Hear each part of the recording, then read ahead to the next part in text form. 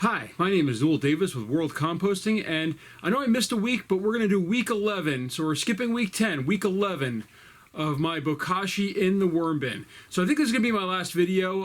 I haven't really looked at it. It's been a busy season with the holidays and everything and the new year, so I just haven't had the time to really look and get another video out within that time frame. So that's why we're skipping this 1 week and going to week 11. But I just think that at this point, it's either going to be done or it's not. And if it's not, it'll kind of keep going, but I've got to start moving some of my stuff around in my bins. I'm getting overwhelmed in my basement with all the stuff that I have down here. So it needs to go, and I need that bin for some other food. I can't just let it sit there empty with just the Bokashi material anymore. So with that, let's take a look at the tote and see how it's doing, and then we'll continue to move on. And I think I'll come back here and have another few minutes of discussion about what I thought of this entire process and whether I would do it again. So let's take a look at the tote. All right, so here we are. Let's take off the lid and take a look here. And it looks pretty. There's a lot of crawling up here, actually, by the worms, but also, let's see if we can get this in view here. See right here, those are red mites of some sort. So it's getting a little bit moist in here, and they are crawling around on this lid. So it's getting a little bit too moist maybe. We're going to have to just sort of feel around in here and see how it's going. Again, you can see these bones really aren't breaking down all that much. This shell, this one didn't soften quite like the other ones did. I can't break it apart. So it is kind of fruit fly in there, but it is sort of starting to go, but it's taking time. This material is, as you can tell, just gone. This is the newspaper that I added at the end, and there's tons of worms in here. Let's just see if we can bring some of these guys up here to you. You can see there's tons of worms on here. If it'll focus on my hand, there we go. So there's worms in here. They're doing really well. There's actually let's see if I can get this to focus. Come on. Right there where my thumb is pointing, that's a baby worm. So that means that they're multiplying in here, which is a good sign. I think they finally really started digging into this stuff. Here's another lobster shell. This one's the one that I think that was a little bit softer, but still feels hard. Another bone. I think those are just going to end up being buried in the yard somewhere. And you can see there's lots and lots of worms in here. It's really good living material. No smell whatsoever, which is good.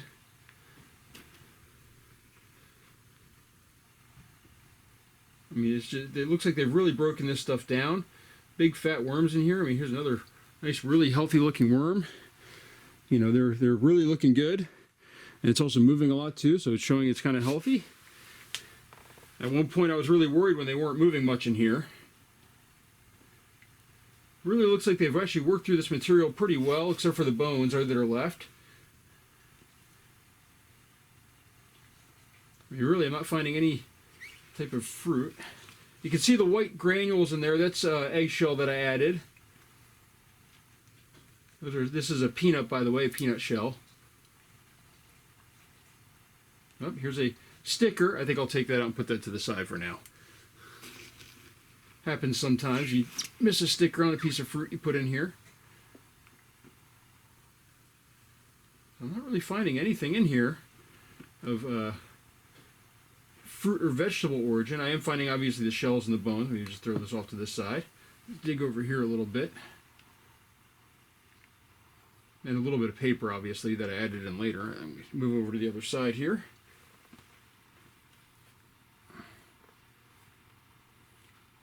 More peanut shells. This is a piece of a lobster shell right here. Lots of worms. I mean, you can see in here. You bring these up again. Actually, they're all on the other side now. But there's tons of worms in here, if you can see. Little compact at the bottom, but no odor. I'm not finding any smell. I did just see, right here, let's see if I can grab this. So, you bring this up here. There we go. You can see right here, if it'll focus. Hold on, let me bring my hand around here. There we go. right there. That is a cocoon. So we are getting baby worms in here as well. And as you can tell from the baby, they are hatching in here. And I'm actually seeing a whole bunch over here. 1, 2, 3, 4, 5, 6, 7, 8, 9. So there's a whole bunch of cocoons over here. So they're really expanding in this material. So which is great. So this did work pretty well.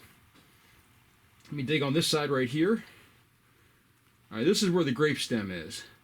And all the grapes are gone. It looks like it's just the stem that's left. Nothing else really. And corn cob right there. Another corn cob. So those take a while to break down, but that's not bad. I mean, they've only been in here for, you know, as I said, like 11.5 weeks. There's something right here. That's another corn cob. And a lot of worms over here. There's worms all throughout this bin, really. Just dig down here to the bottom. Move them all around here.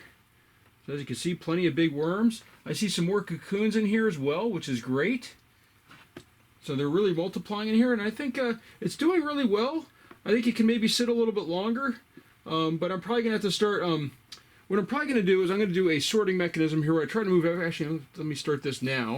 I'm not going to get it fully going, but I can at least move all this stuff to one side of the bin. So I'm going to do a migration, sort of, and try to get most of the worms out of here.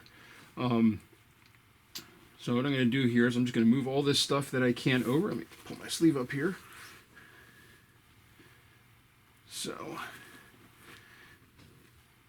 again, no odor this time, no smell.